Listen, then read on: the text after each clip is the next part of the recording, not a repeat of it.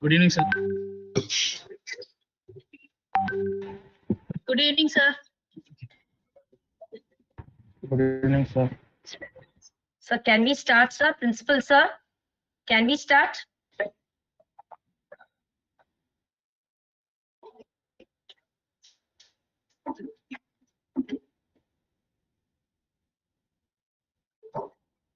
So can we start, sir? Principal, sir? Yes, Jagdishan. Yes, ma'am. Learning is a treasure that follows its owner. A very good evening, one and all present here. This is N. Jagadisan, Assistant Professor, on behalf of Department of Information Technology and BCA Infocafo, Dwaragadas Godandas Vaishnav College, Chennai, India. I would like to extend a warm welcome to every one of you for the third day of 1 week International Faculty Development Program on blockchain introduction and requirements for financial services. It's a mark of our tradition to pray the Almighty at the beginning of any event. So let us all rise for the Tamil Thai Vaathu followed by college prayer.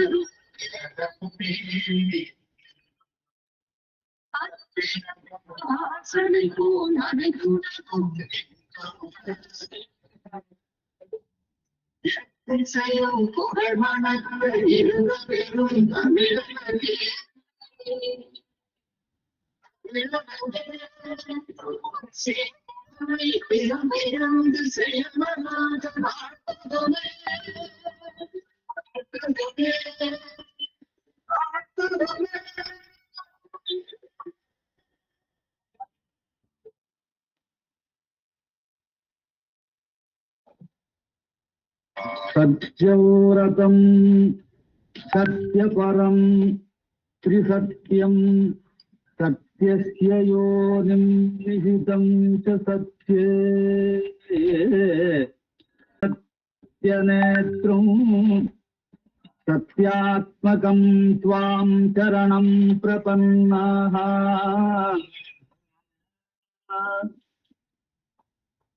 वाणी गुणान् कथने श्रवणो कथायां हस्तौ च कर्मसु मनस्तव पादयोर्नः कृत्यां शिरस्तव निवास जगत्प्रणामे दृष्टिस्ततां दर्शनेस्तु भवत्तनूनाम्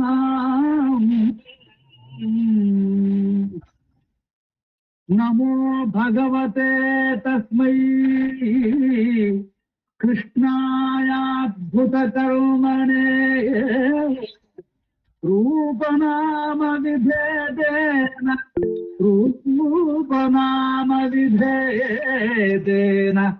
जगत्क्रीडति यो यतः ॐ शान्ति शान्ति शान्ति।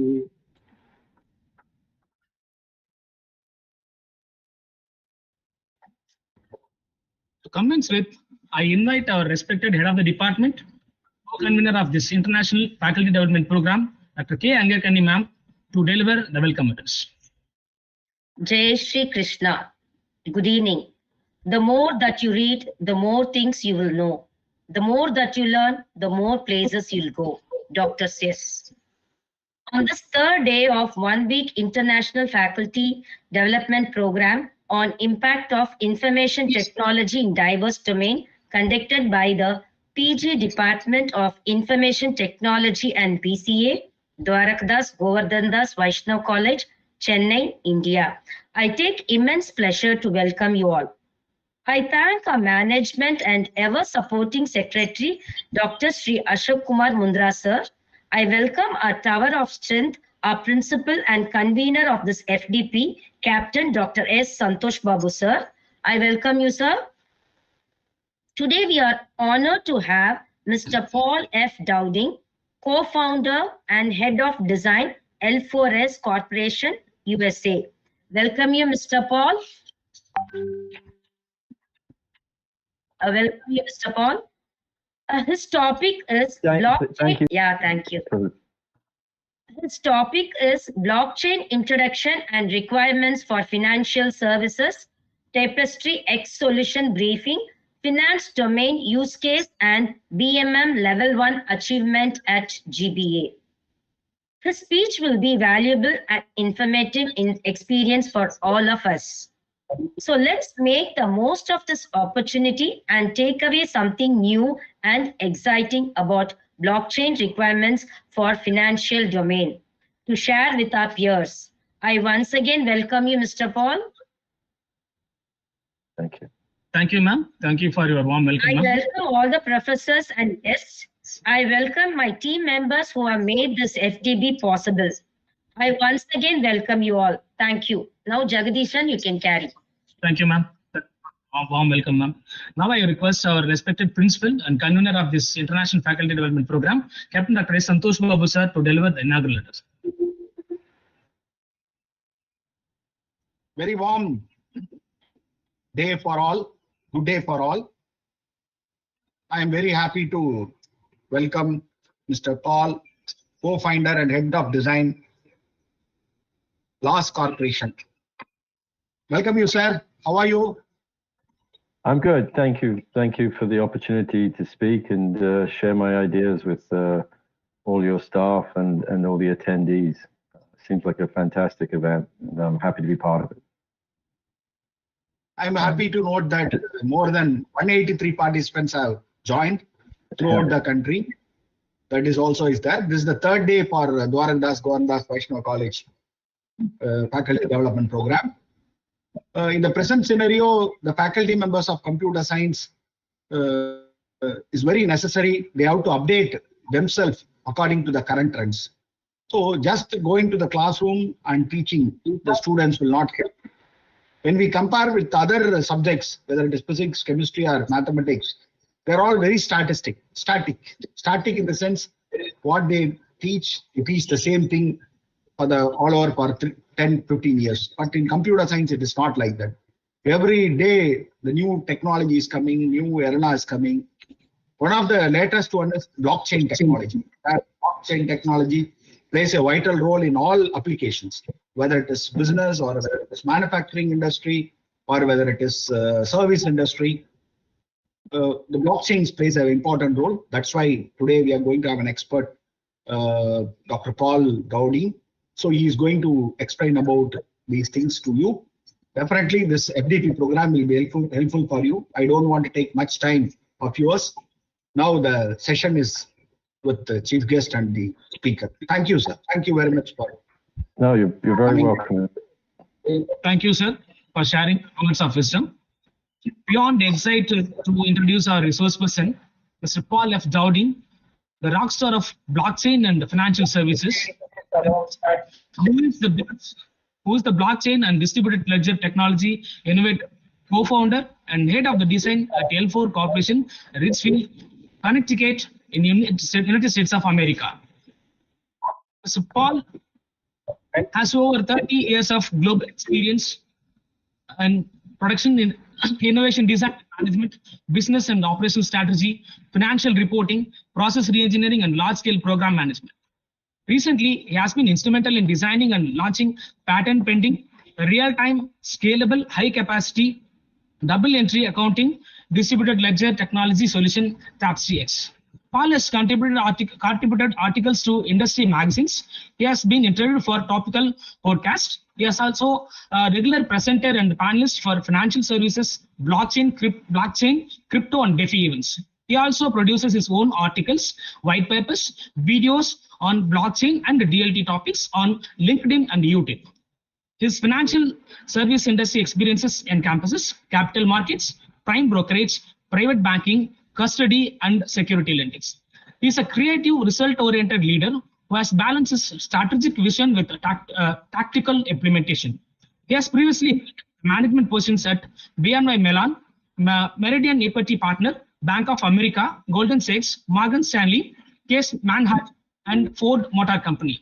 Paul has also consulted independently and also a managing director in boutique consultancy, Gatland Millenia. Paul is a graduate of University of Southampton, UK, with a BSc Aeronautics and Astronautics. He is an associate member of Institute of Mechanical Engineers. With this introduction, I will hand over the session to our eminent resource person, Mr. Paul Dowding. Over to you, sir. Thank you very much. Thank you. Thank you, sir. And I realized just a second, I'll put my screen.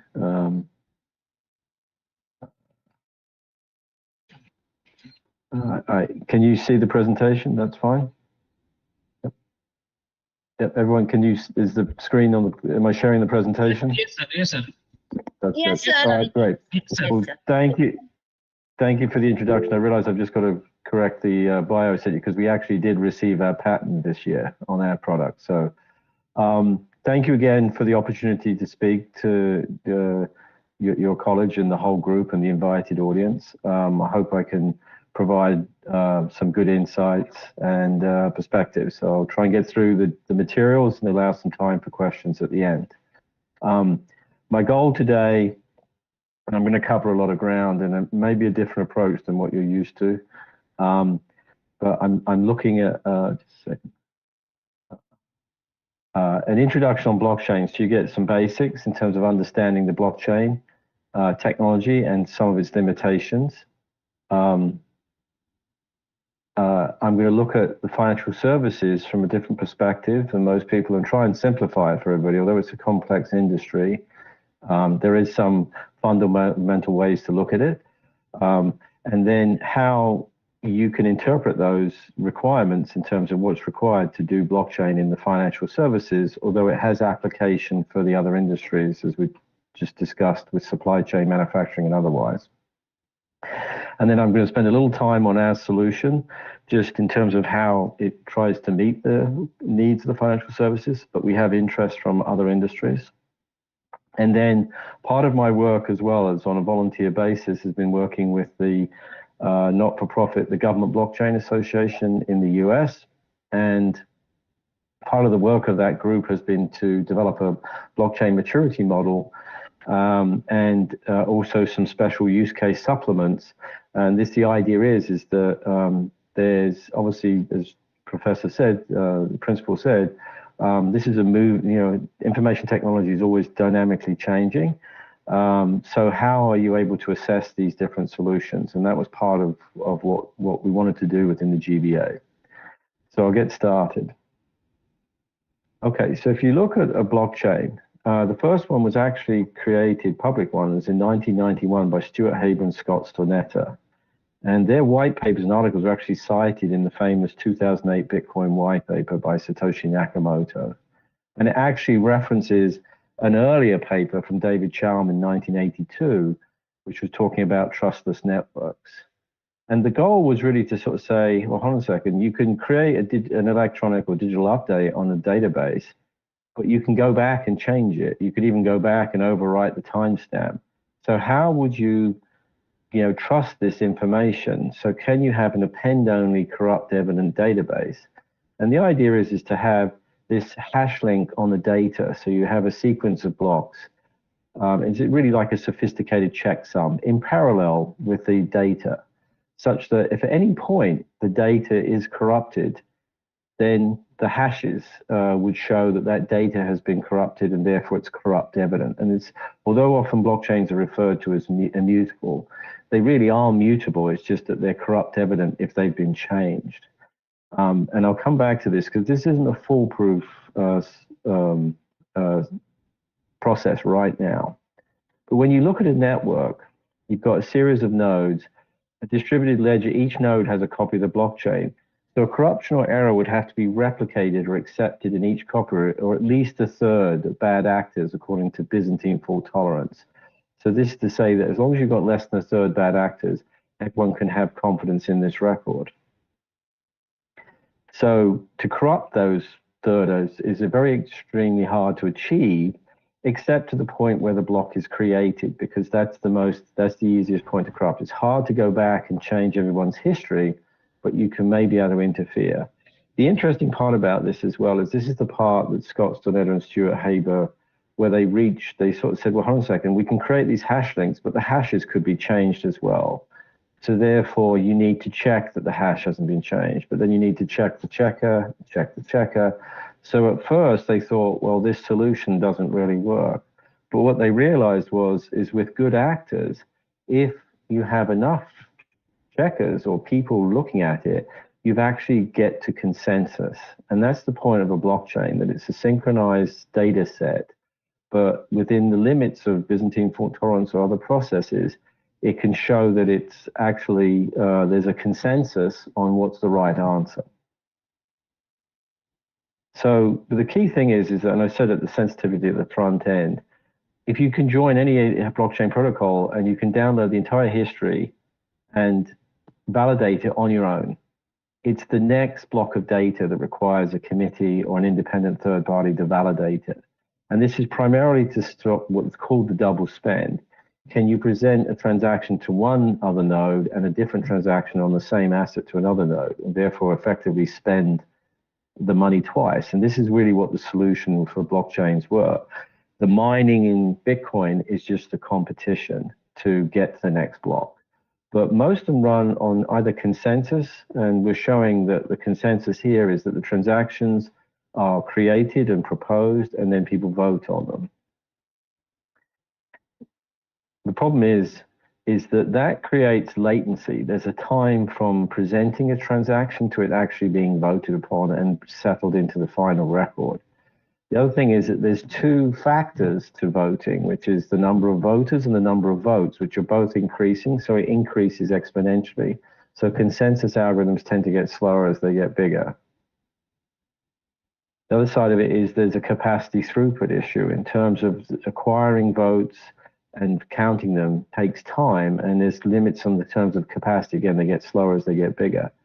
Other solutions have gone for elected or selected leaders, but they, like mining, have a finite capacity because they become a single point of failure, a single point of risk, or a single point of bottleneck capacity. The other thing is, as well, is that blockchain is a timestamp transfers of ownership. So your only reference to any balance is in a block where it was created. So you have to keep the entire ledger from its inception to current date in active memory, which ultimately is unsustainable. So these are some of the fundamental issues. So, but when you look at it, you've got latency, memory scalability, computational scalability, capacity throughput, and the double spend. Now, I say, ironically, the latency is the window that creates a double spend.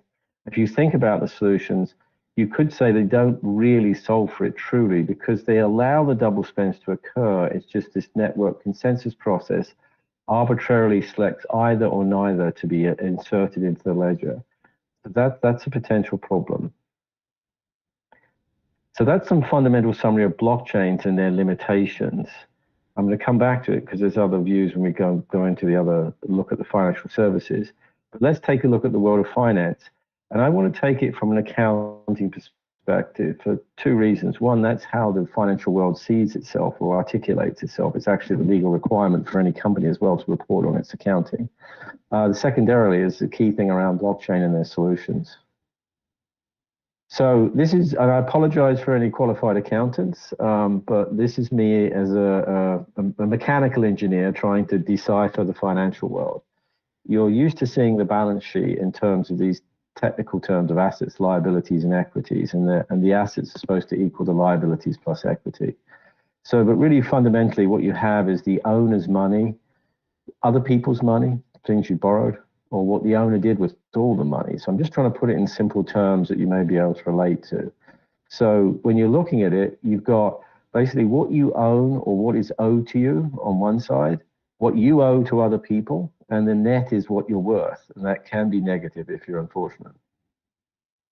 So now if we look at the other thing as well, and this is for me a sort of an epiphany when I joined the financial services from manufacturing, that the income statement is really part of the balance sheet in terms of money received or receivables, monies paid or payables, and then you've got a net cash or accruals on one side of the balance sheet, which becomes your retained earnings on the other side of the balance sheet. So this is how the income statement affects the balance sheet. So if we now look at some more examples like a mortgage, if you own a house, you've got the house's value versus your mortgage loan. And then the difference between the two is your net equity. Right? As you're progressing, as you own the house, you've got effectively an income statement by your unrealized gains or losses. It could be appreciation or depreciation. There's property taxes, there's interest. So you've got a net increase and decrease.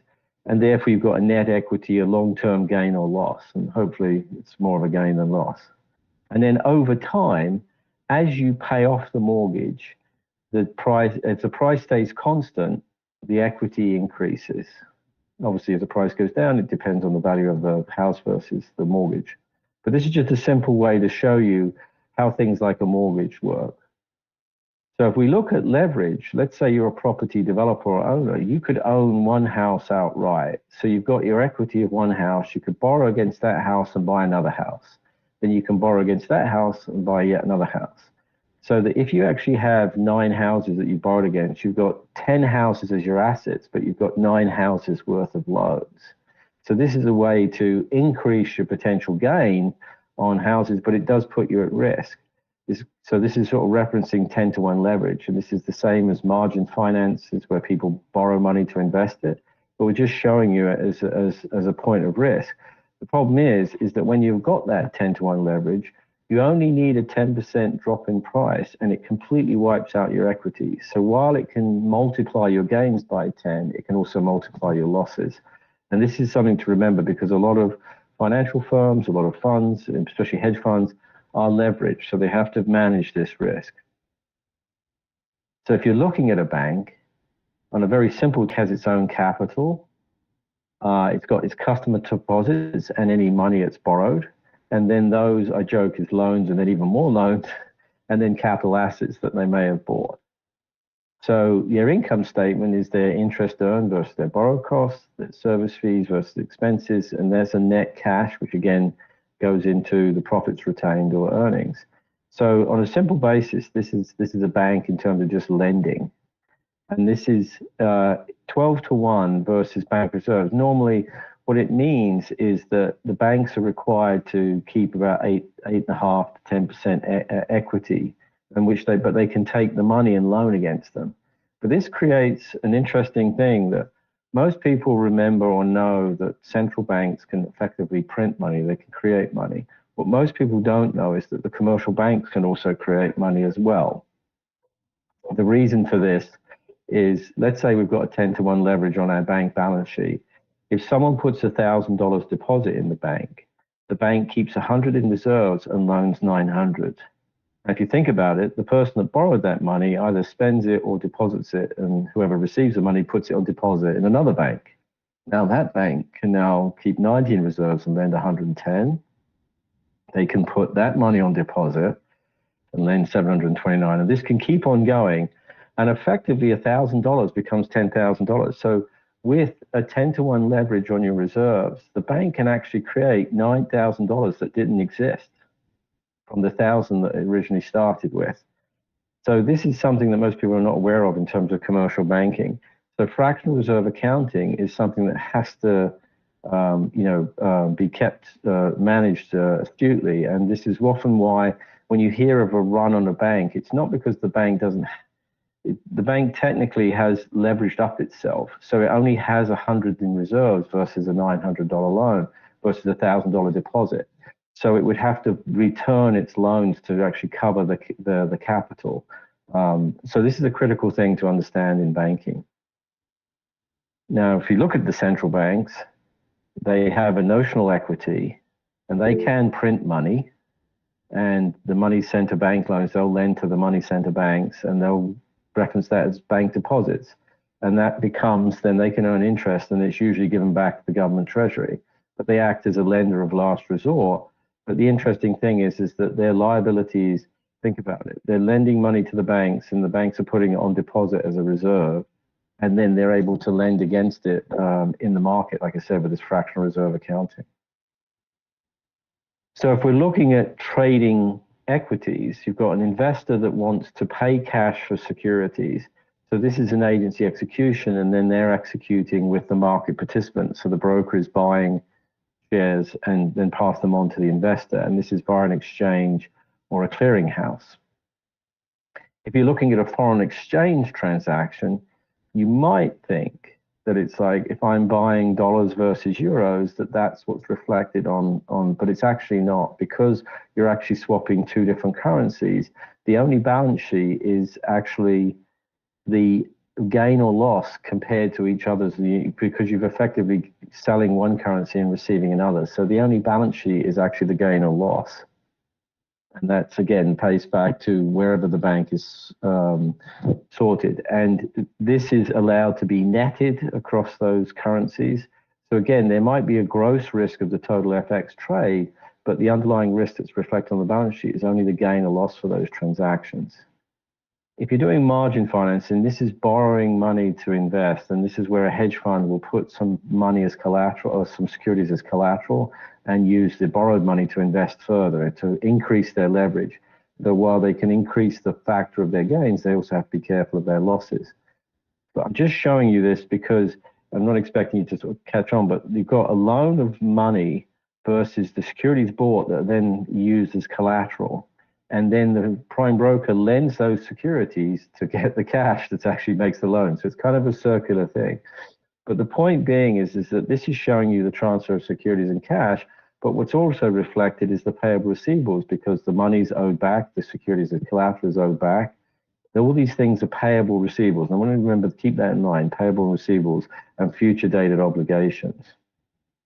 And then again, the funny thing is in this circular place, is that the securities that are sold here actually go back to the ones that are bought. So you can end up with this circular world where people are sort of borrowing money, buying securities, and then lending it to each other. Now, just to get a little bit more complicated, and again, I'm not trying to confuse you, I'm just trying to show you the fundamentals of how the balance sheet can be used to track any of these transactions. If you're doing a short, meaning I'm actually going to sell something, you can buy low and sell high, but you can also sell high and buy low.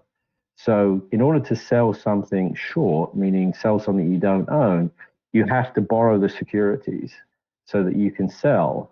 And that cash collateral takes that, and then they come back as the cash. So you can see this all accounting entries between a broker who's facilitating it, the prime broker who's providing the financing, and the hedge fund.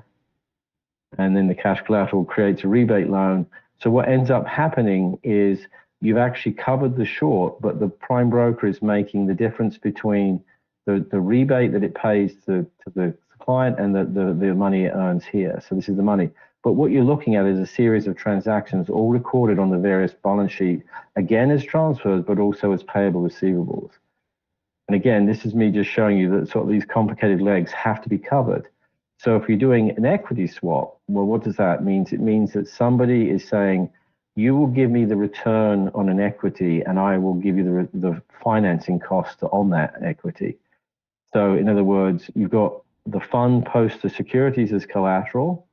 The securities are lent to create the cash collateral of the repo. You've got repo financing on one side between the broker and the prime broker, and you've got the cash here. Now, remembering that you've actually got the equity, so the cash that's created is used to buy the equity. So this means that the prime broker has the value of the security that is being swapped to the hedge fund.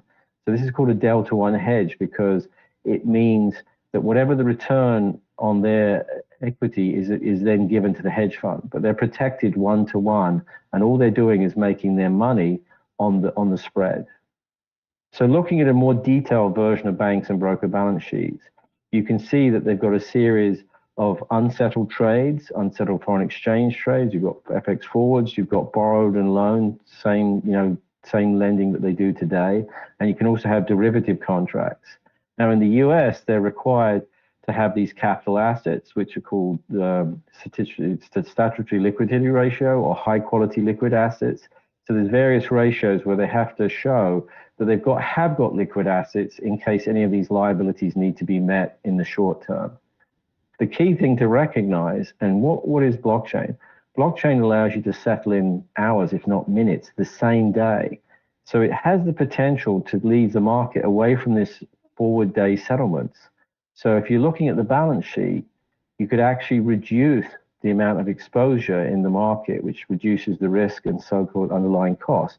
The only thing that should be left is term financing. So this is one area where the banks and brokers not necessarily reduces their balance sheet, but gives them more balance sheet to do other types of trading. So it's increasing the efficiency of the market. But again, I'm focused on the fact that a lot of these things are payables and receivables. So now, if you look at the whole industry, and again, I don't expect you to see this in detail, but really what I'm showing here is these are the entities, financial institutions or companies, government entities or private or public entities that issue securities, they issue debt, they issue equities, or they have derivative trades to do it. The banks, the brokers, the clearing brokers and prime brokers are the facilitators of these transactions on behalf of the investors that want to buy these investments. So the very simple way to look at this is these guys need equity or they need to borrow funds in all these clever ways. And these guys in the middle facilitate it through the people with, so the people who need money get it from people who have money via these instruments. But what I'm trying to show is that all the different types of trades are all linked and recorded in each other's balance sheets. And primarily, most of them are about recording the obligations to return, the payable receivables. And that's the key thing to understand in terms of financial services. Most of the world is running on future dated obligations. So if you now boil it down to what's the transactional DLT, the distributed ledger technology industry needs versus the DLT requirements. So we've talked about the append-only updates, decentralized records, some form of identity security, and decentralized roles. So in the requirements, you need hash-linked digitally signed records, which we know from blockchain, one ledger copy per node, confidentiality, node-only participation and validation. But looking at risk and capital cost reduction, you want high capacity and low latency. You want T+0, same day settlement. We said the benefits of the balance sheet for that. And you've got parallel, so you need parallel or interlinked processing, real-time settlement with intraday financing and flexible netting, which means you're going to have to record payables and receivables, not just transfers. And you've got the financing of future dated obligations. I mentioned the fractional reserve accounting of banks. We've got the memory scalability issue and the computational scalability issues. So you need to have assets and liabilities across transacting periods. You need to have the monetary system functionality for fractional reserve accounting. You need to have archivable transacting. You can't retain the entire ledger from inception in active memory. And you need linearly scalability, a way to obviate the consensus. If you're looking at regulatory compliance, you have to be able to have B2B networks for regulated institutions. And also you need to be recording double entry accounting on your ledgers. Remember, this is a key thing to come back to. And then ease of adoption. Can you peacefully coexist with legacy infrastructure? Can you start to decommission legacy infrastructure and secure a consistent protocol code? So these are all the fundamentals. So looking at this style on the left side, this is saying what we need to do for the financial services, but this is the consequence to the blockchain technology. But actually, when you look at what's out there and you look at those requirements against the major, while they succeed on a blockchain, they are fundamentally transaction logs. They don't have accounting, there's sequential rather than parallel processing. They can meet to some extent regulatory requirements, but that's usually outside the blockchain. And they tend to be closed networks. They're not necessarily interoperable with legacy infrastructure or interoperable with network to network. So this is, while there's a huge potential for blockchain, there's something missing. And in my career in the industry, we didn't take a blockchain and try and fit it to the industry. We said, how do we design a distributed ledger that meets the industry's needs?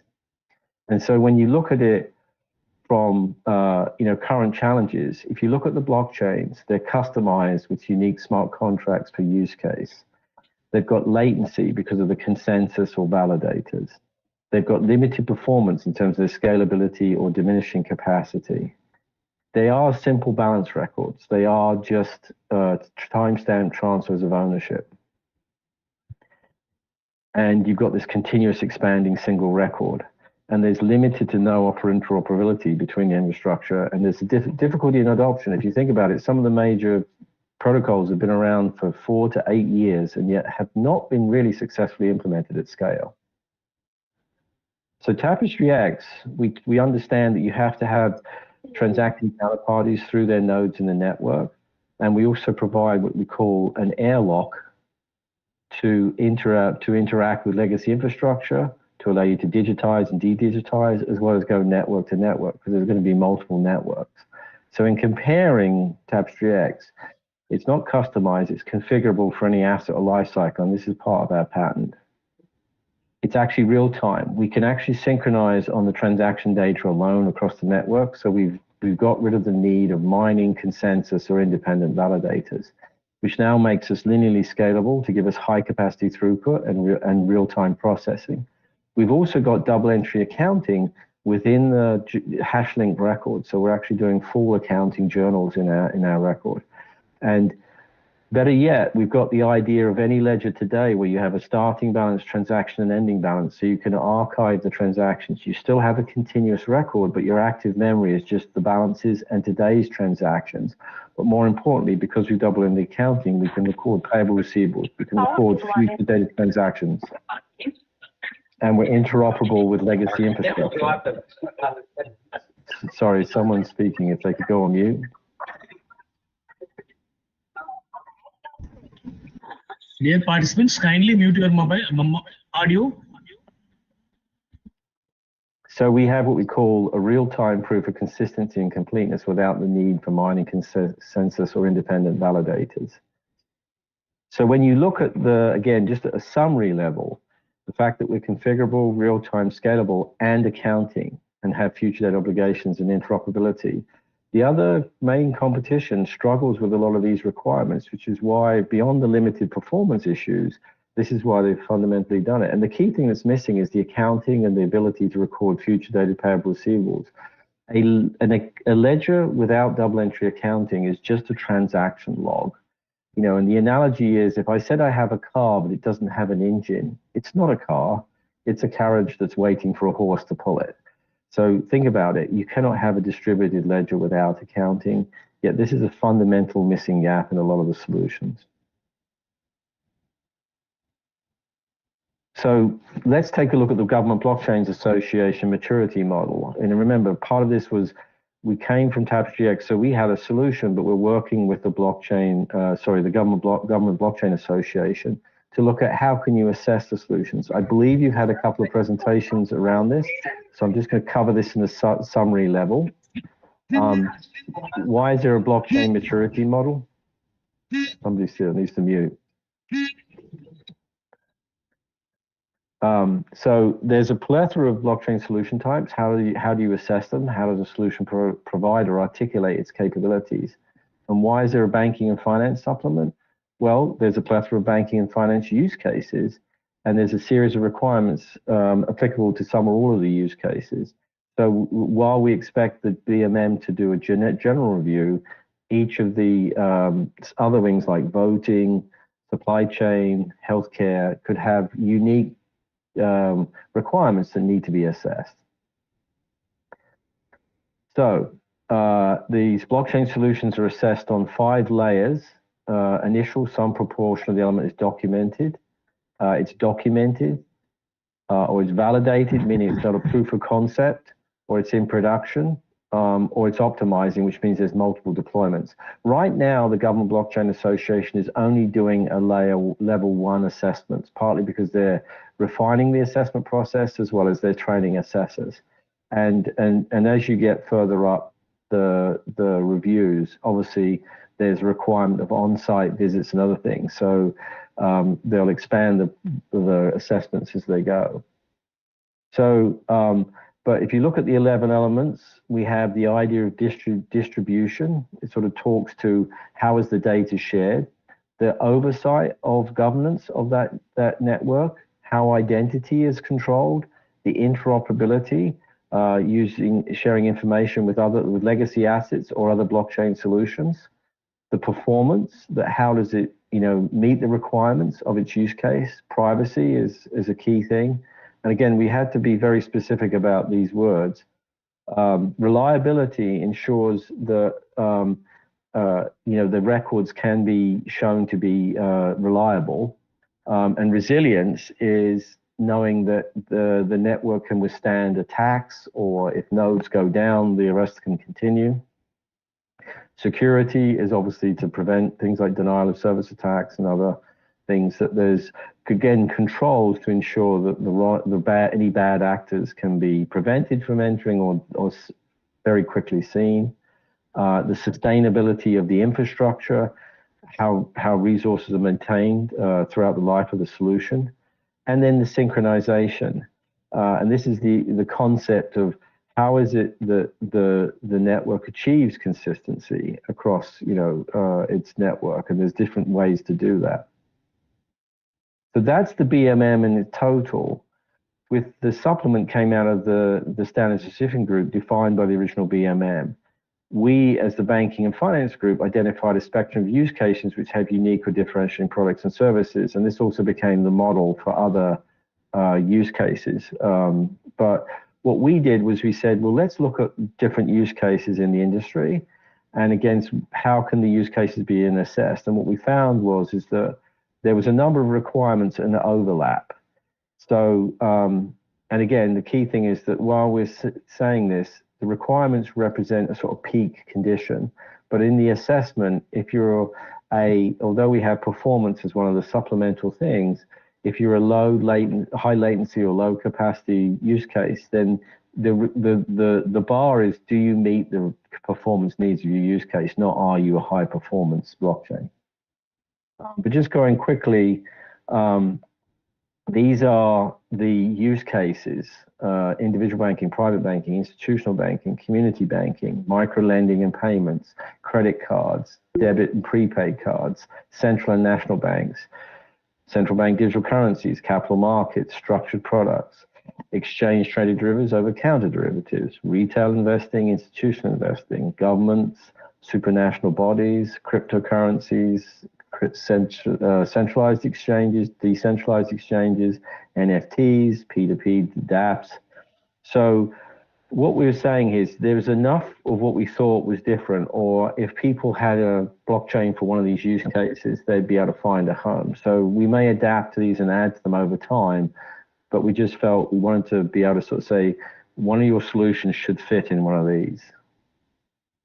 And then against those use cases, we had a series of requirements: auditable records, credit and risk management. Can you reflect the obligations in terms of transaction data? Clearance and settlement. How do you get settlement finality on these transactions in the financial world? Confidentiality is obviously a key thing. The idea that you might have securities that are being issued. So how do you control that process? And then distributed ledger records, that how is the records distributed amongst the solutions? Distributed settlement, again, that the settlement is occurring across the network, that you have double entry accounting. You need to have this in the financial services. This is not an option. Fractional reserve accounting, we talked about the ability, if you're running in a commercial bank, you need to be able to reflect fractional reserve accounting on your ledger. You're going to be lending your clients deposits and then on lending them. Future dated transactions. Again, we just went through a series of examples where there's a requirement to record the obligations to return loaned assets or return collateral use case capacity. And then again, identity verification. The reason we put this back again, although it's in the general BMM, is because there's usually a requirement of know your client within the banking world. Interoperability with legacy infrastructure. You're not going to set up a digital bank or a digital capital markets and just take over a complete market in a day. You're going to have to interoperate or peacefully coexist with legacy infrastructure. and having the interoperability with other networks if that's required, or interoperability with other protocols, again, if that's required. So these are, now what you'll notice is, as I'm going through them, that you've actually, you have got lending, you've got payable receivables around loans, and you've got real-time settlement. And again, this is a point of saying, in certain use cases, you cannot have this delay in the settlement penalty. And then you've got reconcilable records. Ultimately, the blockchain is going to be a subledger to a ledger or a general ledger within the bank, and you're going to have to be able to reconcile it, and it's going to have to meet reconciliation procedural standards. Regulatory reporting and monitoring, again, it's not so much to say you'll have that regulatory report within your use case, but you'll have the data that's accessible to meet the regulatory reporting requirement. And also you have to be scalable, linearly, vertical and horizontal scaling. And then you have to do tax law accounting in certain use cases. Now, what I want to come back to, third-party legal responsibilities. I thought I'd finished all my requirements here. I've got more than I thought. So, and then obviously transactions and balances. You've got to be able to generate what are bank statements for custody, accounting, reporting. This is what I wanted to get to. So really what we showed you before is all the use cases that we laid out and then all the requirements. But in certain cases, in use cases, some of these, where we've got an R, we think they're applicable, right? Where we've got a not applicable, they're not applicable. So, and again, all these requirements are not applicable to all these use cases. Where we put an A was there's a possibility that it's not applicable, like real-time settlement only applies to certain specific use cases. So you would, in your assessment process, agree which of these requirements are required against all these use cases. Now, as a level one, we're just looking at, although we're production-ready software, we were doing a level one assessment, which is more about it's an idea. I'm happy to say that for the financial services use case, we were assessed as across the BMM as a level one, and then across the requirements, we got all but one of them. Now, the one we didn't have is because we're just being assessed as an idea, was the identity verification, which would be really a part of the use case, not something, we say we've got the controls to do it, but we felt that was fair not to be assessed on that. So TapestryX was the first solution to be assessed both against the BMM and the financial supplement against these use cases. But what we're really trying to show you is that this is a thorough and process that's going to assess you. And I'd also emphasize with the Government Blockchain Association, we're not doing this as a pass-fail.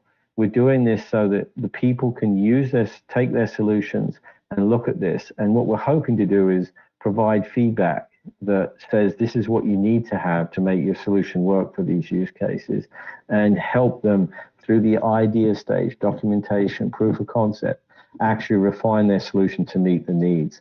So again, this is where it's more of an advisory. So just in terms of the process, the assessor and solution agree the use cases, applicable intended utilization. The supplement matrix is a guide. The assessor and solution agree the applicable requirements. The solution will be assessed as meeting or not meeting the requirements, and for any requirements deemed not to be met, a series of recommendations or remediation will be made. So for TapestryX, and just as this is a word from my sponsor here, as the Internet Protocol made communication consistent, TapestryX will do the same for the secure recording and digital assets. So we're very happy that we received this assessment from the GBA, and you can see from our approach that we're trying to meet the full requirements of the industry. And again, we offer both the solution as well as advisory capabilities on that. But I also wanted to give you we've worked on a voluntary basis to help develop this for the industry. So here's more information. You can look me up on LinkedIn. You can see my videos on various topics of blockchain and otherwise on the Blockhead's Thoughts Distributed on YouTube. Product can be seen at tapestryx.com, and you can see the Government Blockchain Association and look up at all their activities, but also the blockchain maturity model at gbaglobal.com. Actually, it should be gbaglobal.org. I just realized I made a mistake there. Okay, on that, I'll end it and allow for questions.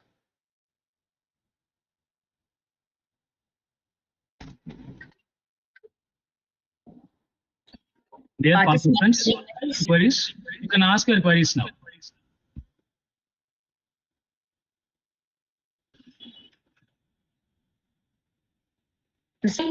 you raised your hand before. Can you ask your question?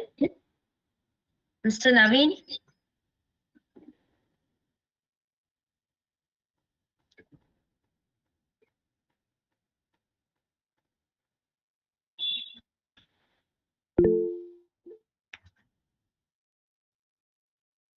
Any queries? I think they are very clear about your presentation. They don't have doubts at all. I might have a test afterwards about those balance sheets, right? So to speak. Okay, sir. Giving a very good feedback. It's a very informative, good information. A lot of messages is coming. They are giving a good feedback also.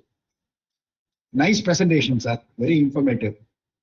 Thank you. Thank you. I think the key thing, and again, I was like a manufacturing engineer that came into the financial industry in operations. And so therefore I spent my career trying to decipher it for myself to understand it. But the key thing is often, if you look at when products are developed, they're developed for their sort of financial, how money is going to be made, and then they're decided mechanically how they'll be recorded and everything else. But the last thing people do is then sort of say, well, what's the accounting plan? How do we reflect these on the general ledger? And one of the big problems with the industry today is that these transactions are settled, reconciled, and accounted for days, weeks, months later, which is where all the errors and fraud, and then you hear about these spectacular failures. It's because it's a failure of keeping up with your accounting and knowing there's a problem. And the real benefit, the potential of blockchain is to bring that accounting to today, to real time. And that's, so we could actually prevent financial, problems because, it's real-time data.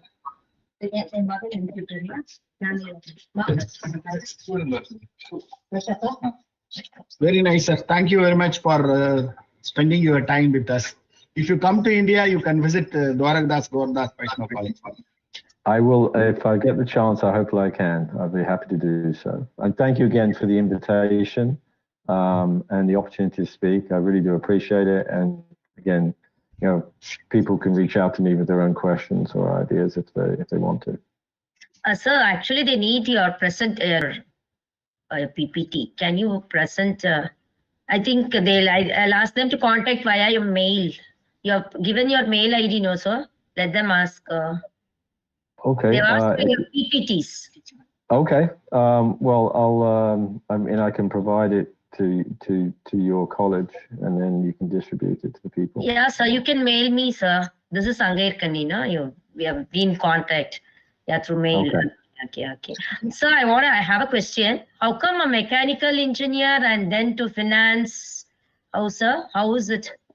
Well, I went into manufacturing engineering, and during, despite my youthful looks, it was during the 80s.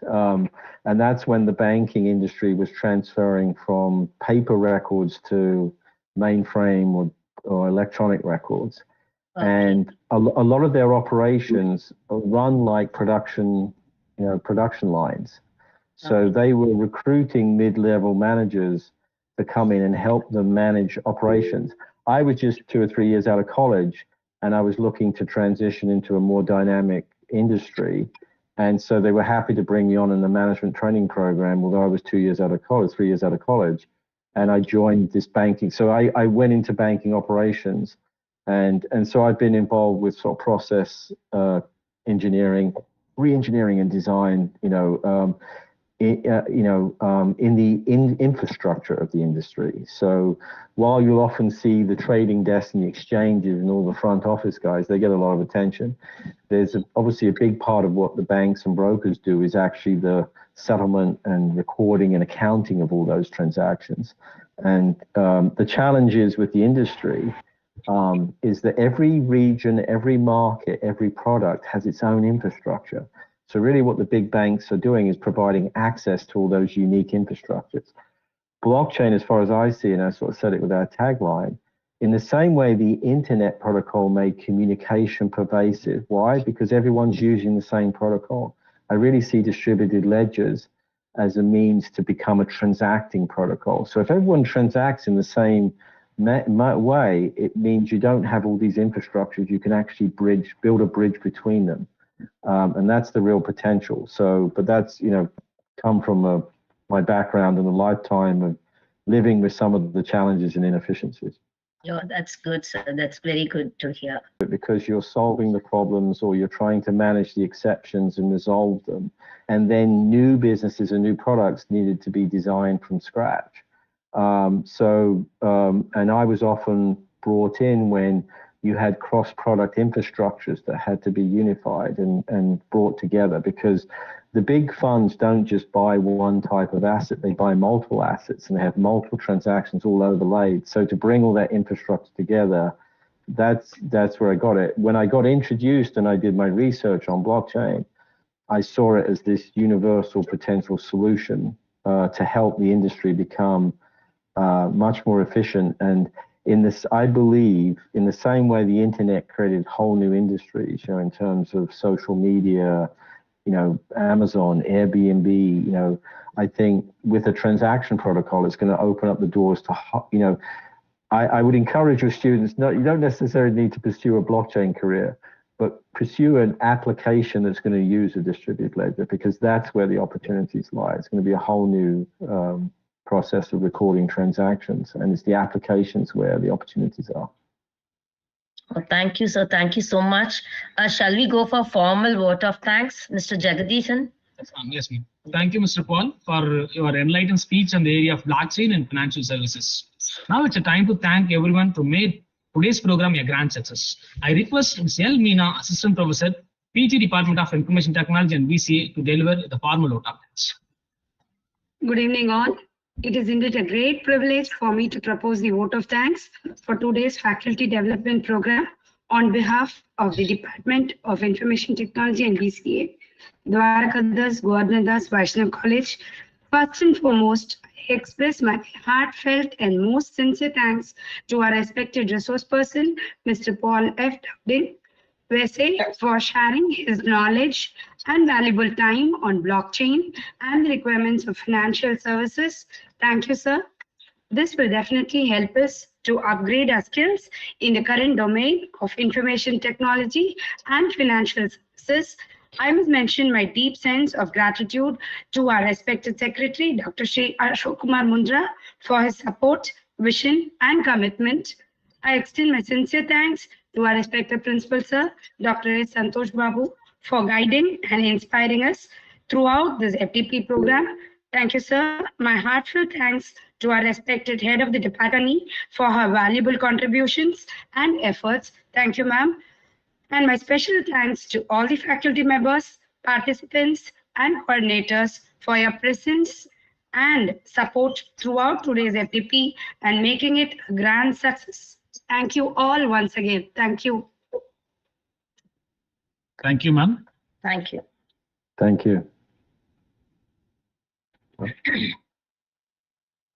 Thank you, sir. Thank you for joining us. So PPT, I think we have the live YouTube channel also we have. So we'll be posting the link. So let them see that YouTube channel is there. So I'll also share that in there. I've already shared in the mail also for you. So you can also view all this recording in the future. Thank you for joining us. Thank you. Thank you.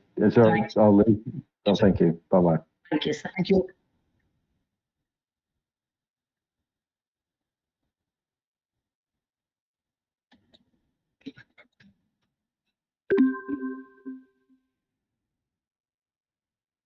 Jagdish, feedback link pota sir. No, 2 minutes.